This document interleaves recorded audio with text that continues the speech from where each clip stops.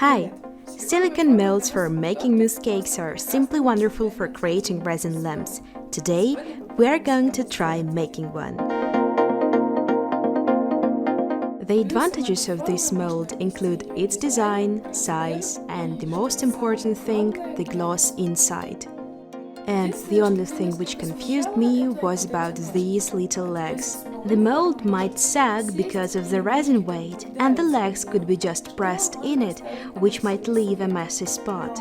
But will it be so? We'll find out after the pouring. Quite often you guys send me videos where people pour resin on such holographic cellophane film, literally on a huge crumpled piece. Okay, let's have a try. From this giant mistake, I was saved by the message of the girl who tried to do it and faced the problem of a huge number of big bubbles. By the way, it was this message after reading which I started to think about making such a video. Initially it wasn't in my plans, because all you have to do is just to crumple the film and pour resin. You definitely saw it billions of times on Instagram. But as soon as a problem, I mean a kind of a puzzle which must be solved, appeared on the horizon, well, here I am! The problem is quite logical.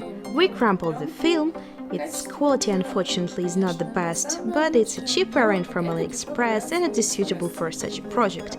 Anyway, because of the way we're going to put our film, many cavities with air will appear like caves, in which the resin won't be able to be poured. Many of you asked me to pour resin on a string of lights, but I actually have already done such a project, so it seems that you want more of such content. And I do love the lights, so I couldn't resist the temptation to make a half-moon lamp. The thin string lights I also got from AliExpress, and before you pour resin on any lights, make sure they work. Yep, everything is alright. It means that we can move on to the next step. Today we're going to gaze at many pretty shots of little lights. It is very important to take into account the characteristics of resin you choose. Many kinds of resin have volume restrictions. For instance, using my Epoxy Resin, you can pour a layer only less than 2 cm high. If you exceed the volume, your resin will start heating and bubbling, so the half moon we will pour gradually. Carefully, giving our resin a good stir, I mix it with the hardener and leave it till all the bubbles are out. And meanwhile, I begin to prepare the film. I cut off a piece which was a little bigger than mine and started to crumple it. I give it a good crump to make as many small wrinkles as possible.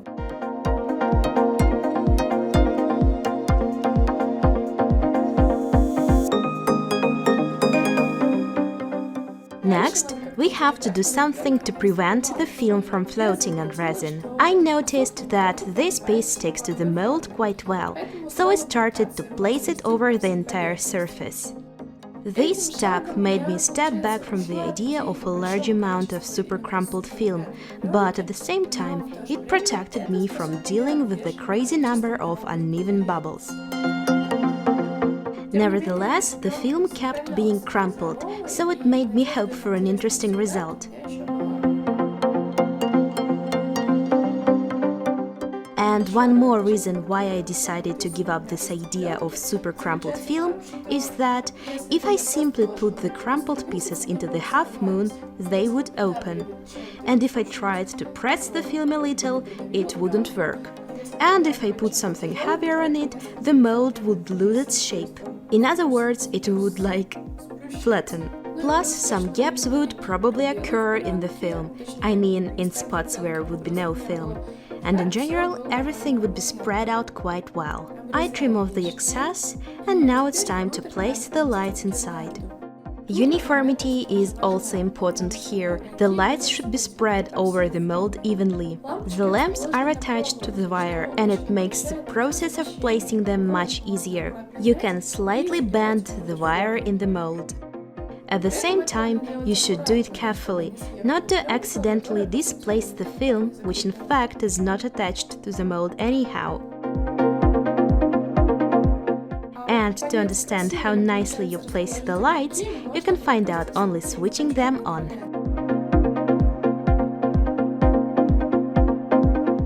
Well, I think now it looks kind of pretty. As I have already said, I will pour resin into the mold in several steps, and first I started to work on the inner part of the half moon. I wanted to add gloss using this duochrome pink-green pigment. I added, as it seemed to me, just a little, but as a result it turned out that I had made the resin look muddy. However, there was a bright side in it. You'll later understand why. I started to pour resin into the center of the mold on the film and lights, so that I pressed the film, which was placed right according to the shape of a half moon, so when I will pour the resin under the film, it won't go up. I made one more portion of resin at once and began to pour it after a while, because I had to wait till all the bubbles were out. This time I poured resin along the edges, under the film, along the whole perimeter. Here I didn't add any pigment because nothing should block the effect from the film. And as the first layer hadn't hardened yet, the place where transparent and pigmented resin meet won't be seen, as they would mix and give us a smooth gradient. Moreover, the film separated the resin, and I didn't have the exceeding of the permissible volume at a time. I began to place small pieces of film into the liquid resin. At that moment, I didn't know whether it would be possible to see them through the first layer of film, but I put them into the resin anyway, just in case. When my resin hardened a lot, I pressed the sticking out film into the resin. Now I show you an example on the fully hardened resin, by the way. And now, as my resin has hardened completely, some parts of the film might be bent down to the resin surface to make them less stick out. The lights still work, everything is alright, it means that we can keep working. I had no ideas why the lights could actually stop working, but I liked checking them from time to time and seeing how they looked like. The pieces of film which I didn't manage to bend down, I simply trimmed off. I remembered that I had flakes of the same color as the film and decided to mix them in. In the new bottles there is a plug which you have to take out, and then you'll be able to pour them out.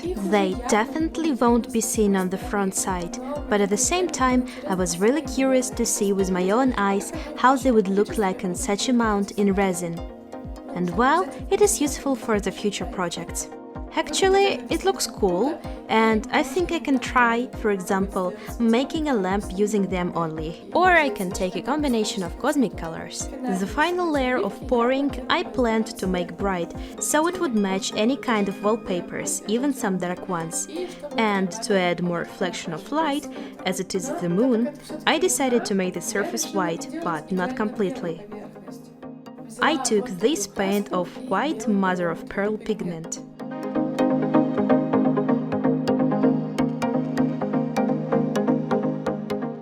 I achieved the color of condensed milk, and it suited my half moon just perfectly.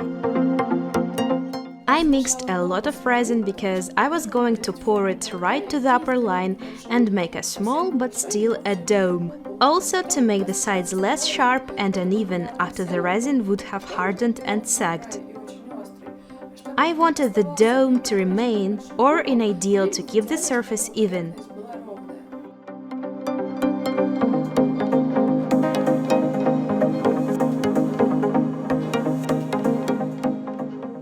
But it was not to be. The side of the mold couldn't withstand it and deviated, and the resin leaked on the table, to be precise, on the table protection.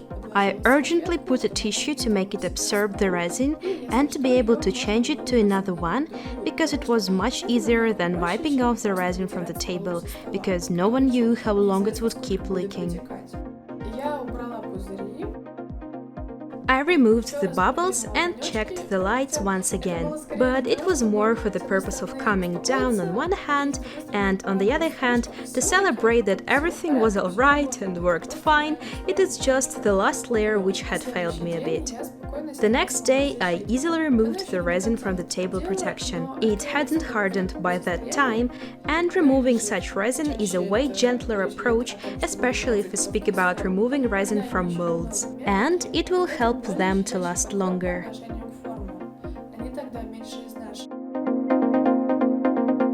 The completely hardened drop is also easy to remove from the protection. Carefully take out the half moon, and here is the result. The spots from the legs are not that noticeable, which is good, maybe only here where the small dent is, but it is also not that noticeable if you don't know about it. The excess I managed to simply break off, but the sides were still very sharp, so I smoothed them using nail buffing.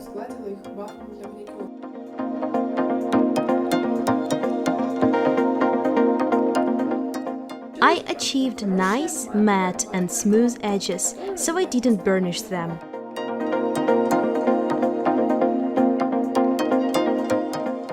Do you remember that I told you about the bright side of mudding the resin with the mother-of-pearl pigment?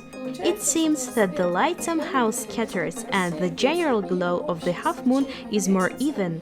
You can't say that you see 10 distinctly glowing lights. And possibly, as the pigment was mother of pearl and it shines a little, maybe it adds some light.